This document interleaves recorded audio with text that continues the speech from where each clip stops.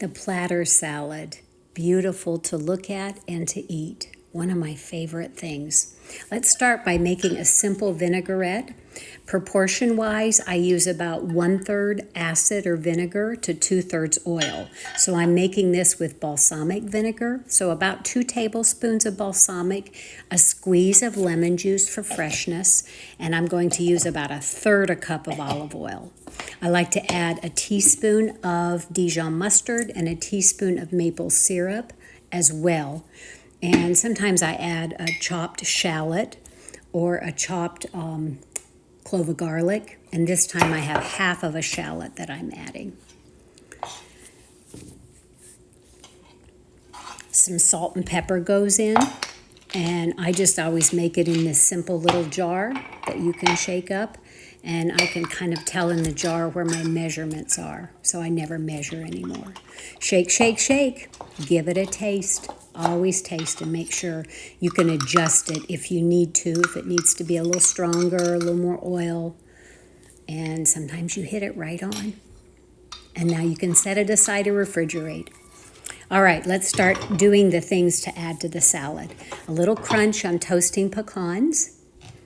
And some raw corn. I take an ear of corn and cut the kernels off. Trust me on this, it adds sweetness and pop.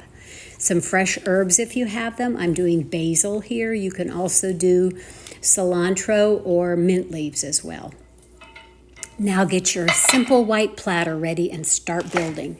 Start with lettuces. I like to use several kinds for different texture and color. Here's romaine. And I'll also add some arugula, which is my personal favorite. I love that peppery bite. Layer that up, and then on go the different vegetables and things that you've prepared. So corn, and then I have the chopped up basil, and I have chopped up cucumbers and some sweet red pepper slices. If you'll notice, it's also about color and texture.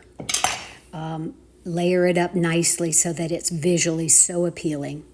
Love avocados in salad. It provides that meatiness in each bite.